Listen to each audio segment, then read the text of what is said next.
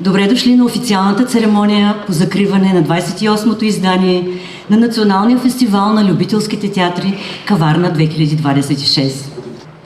На тази сцена видяхме вълнения, сълзи, смях, бурни аплодисменти и най-вече огромни сърца, които топтяха в един ритъм.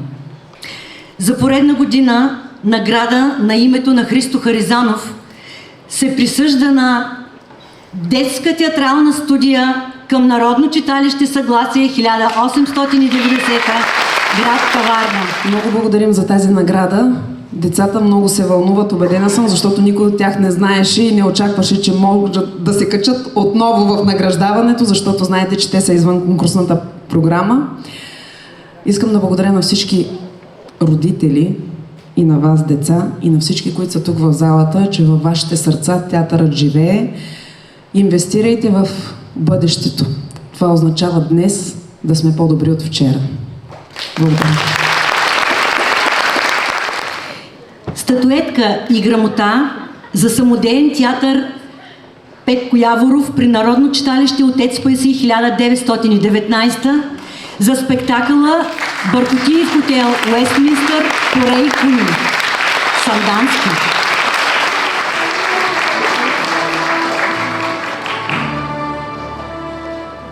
Благодаря за тази награда. Благодаря на етия красиви хора там, които имат същата фладелка като моята. Защото без тях няма да можем да направим нищо и се надяваме да продължаваме да идваме още дълги години тук при вас. Благодаря. Статуетка и грамота за любителски театър Симеон Иванов при Народно читалище Съгласие Дебелец за спектакъла Далавера за леваци от Майкъл Куни.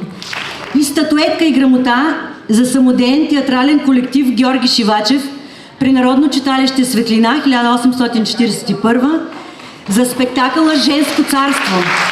Генерал Тошева. Какво да ви кажа? Благодарим и на вашето участие. Това доказва, че театърът все още е жив. И най-важното, което ми направи впечатление, е, че тези деца от Каварна са тръгнали по един много хубав път и имаме достойни заместници. Благодаря и успех! До нови срещи! Започваме с категория Младежка женска роля. Трета награда присъжда се на Рая Ташева в ролята на Мащеха за спектакъла Приказка за Снежанка на куклено-театрална школа при драматичен куклен театър Дора Габе, град Добрич.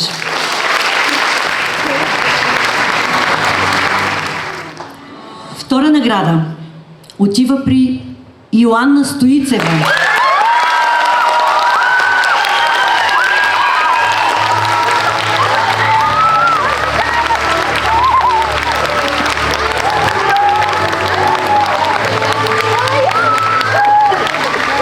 Йоанна получава тази награда за ролята на кралицата с пиесата Огнивото.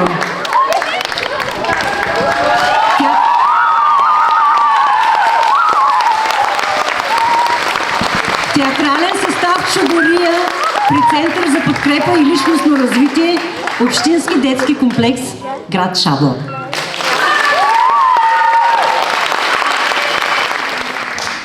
Първа награда за младежка женска роля се присъжда на Радина Ангелова Минева за ролята на професор Мориарти в спектакъла Случаят Холмс.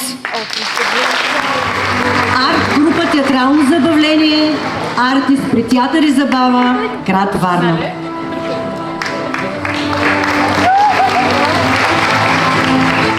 Категория Младежка мъжка роля. Трета награда получава Илиян Димитров за ролята на Джеймс Лараби в спектакъла Случаят Холмс. Отново театрална арт-група Театрално забавление, артист, град Варна.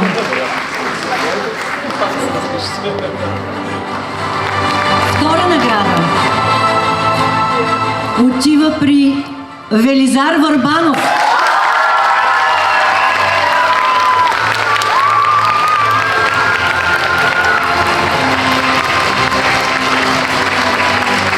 За ролята на Мър Мяу в спектакъла "Когато куклите не спят". Детска театрална школа Добрич. Аз исках да благодаря от името на цялата школа, на нашия учител Татяна Христова. Аплодисменти! Аня, обичаме те! И първа награда за младежка мъжка роля се присъжда на Христо Станчев за ролята на Иван Василевич Ломов в спектакъла "Играем Чехов", театрална школа "Талантино", град Бургас. Следват награди в категория "Женска роля". Награда за поддържаща женска роля присъжда се на Донка Хаджиева за ролята на Адел Наги в спектакъла "Какво им става на всички". Младежки театър "Арлекин" при арт-център "Арлекин", град Варна.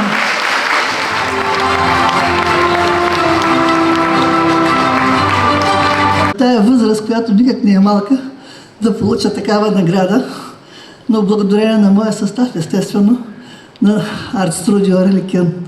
Благодаря на всички.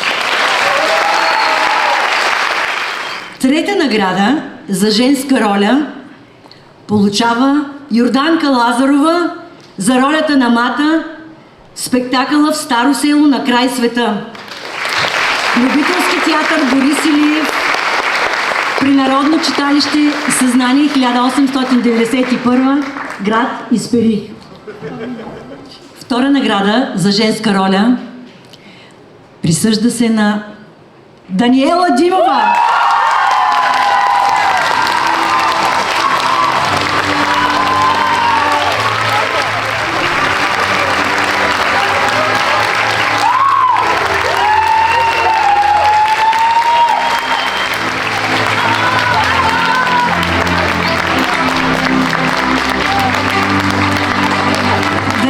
Получава наградата за ролята на вдовицата в спектакъла "Само за мъже", самодеен театрален състав "Кария" при Народно читалище "Зора", 1894, град Шабла.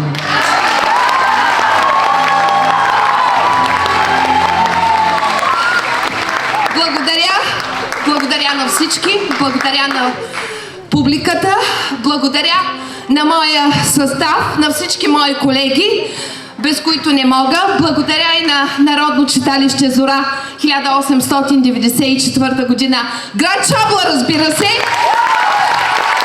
И благодаря на нашия режисьор, господин Божидар Божидаров. Бъдете здрави! Обичам ви!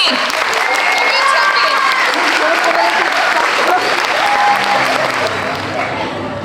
И първа награда за женска роля печели Елеонора Ангелова за ролята на Мама в спектакъла "Разговори с мама".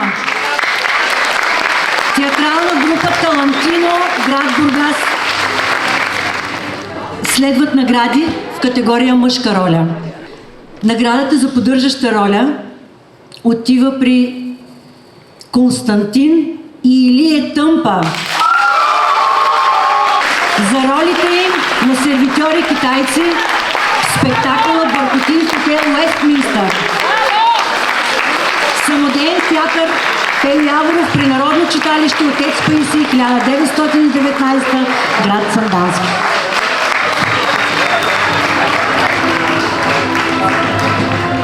Трета награда за мъжка роля присъжда се на Станислав Запрев. Самодеен театър Пей Яворов при Народно читалище "Отец Паисий", 1919, град Сандански.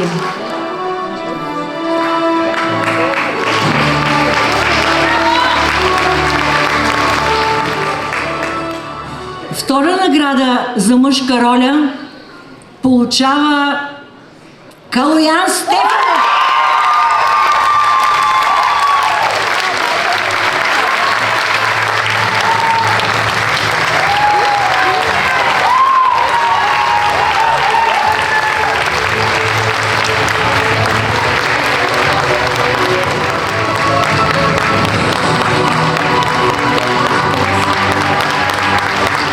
Добър вечер на всички! За мен е голяма чест да присъствам на фестивала в Каварна. Искам да благодаря на моят театрален състав, без който аз нямаше да мога да взема тази награда. На читалище Зора, град Шалва за подкрепата, това, че повярваха в нас. И не на последно място, на Божидар, който също повярва в нас и ни търпя толкова време. И естествено, без публиката ние сме нищо. Бъдете здрави! Благодаря ви! И първа награда за мъжка роля се присъжда на Димитър Андреев за ролята на Маринко и Христо Славчев за ролята на Цонко в спектакъла Гурбетчии. Театър Трявна при Народно читалище Пенчо Славейков, 1871, град Трявна. Наградата за сценография печелят Седевка Николова и Милослав Милославов. Те ни гледат на живо в момента. Наградата за режисура присъжда се на Злати Златев.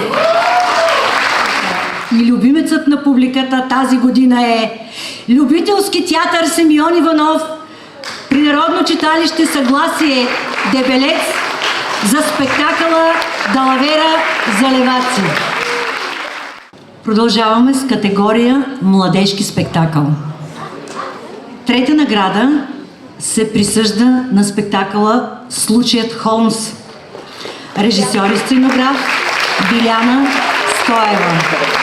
Арт група Театрално забавление Артис при Театър и забава ЕОД град Варна.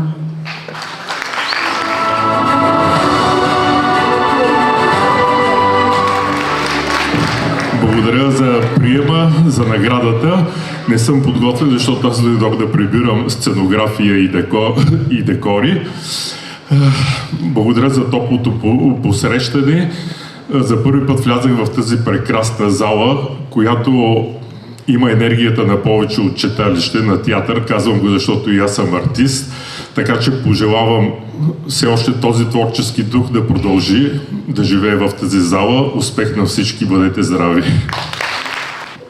Втора награда печели спектакъла Когато куклите не спят.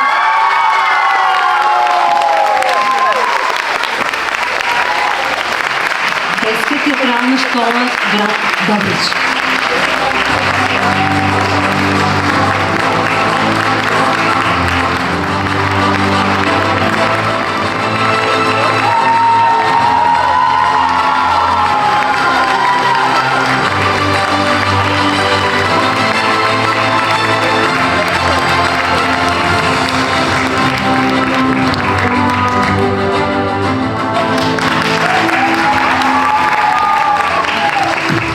Искам да благодарим най-много на нашия ръководител Татяна Христова. Аплодисменти, моля.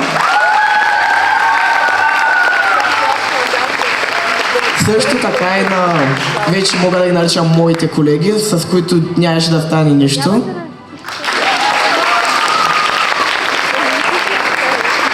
И да не забравяме озвучителя и осветителя. Първа награда в категория Младежки спектакъл се присъжда на Метаморфозите в нас.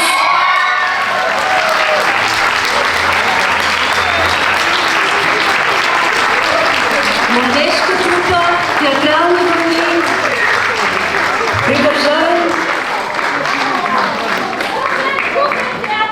Питър Пан. Заповядайте. Град Варна.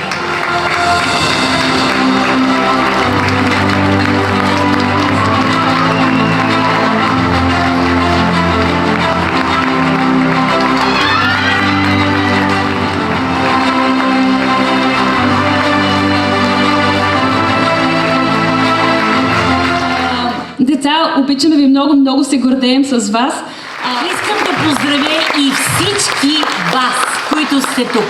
Уникални сте. Виждам вашите лица. Виждам всички, които сте наградени и знам, че вие не сте любители. Вие сте театрали. Това искам да ви кажа. Благодаря ви за всичко. Категория награди за спектакъл. Трета награда присъжда се на спектакъла "Разговори с мама".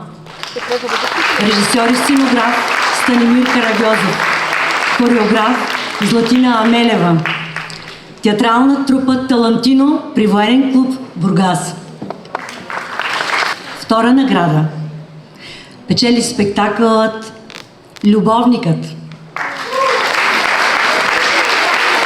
Режисьор и сценограф Злати Златев. Театрална трупа "Мелфард" при община Нови пазар.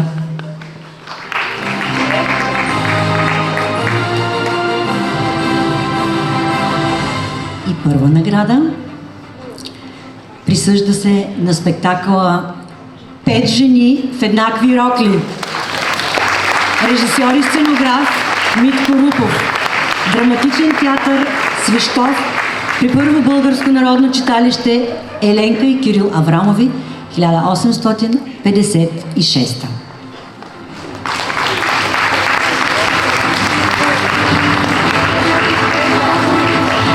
Остана още само една награда.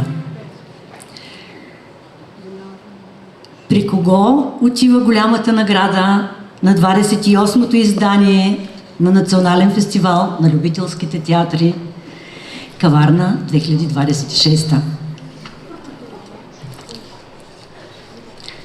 Плакет на името на професор Гочо Гочев за най-добър и вдъхновяващ спектакъл се присъжда на "Само за мъже".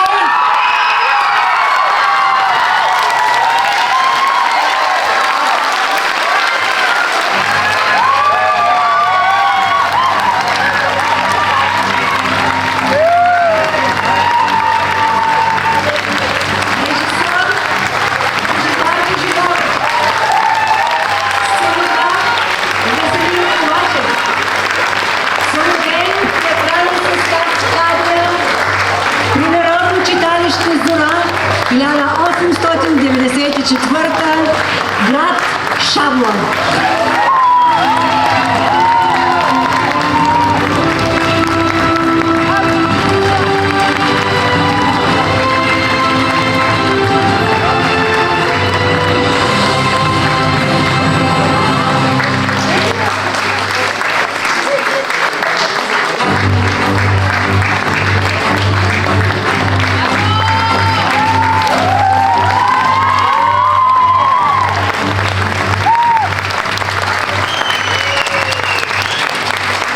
Добър вечер, Каварна.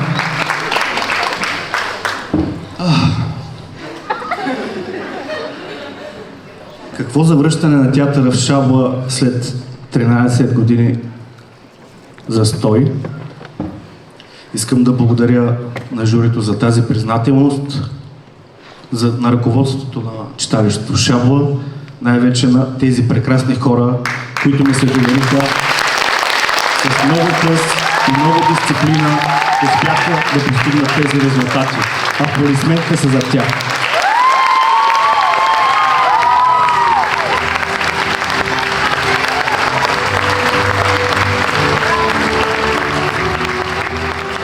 Благодарим на организаторите, на партньорите и всички, които направиха възможно провеждането на това прекрасно събитие. И най-вече благодарим на публиката, защото театърът живее само тогава, когато срещне своите зрители. Нека отнесем със себе си не само наградите и отличията, но и новите приятелства, споделените емоции и вдъхновението за бъдещи творчески срещи. С увереност може да кажем, че Каварна отново беше дом на театъра, а театърът – дом за всички нас. Довиждане, до нови срещи!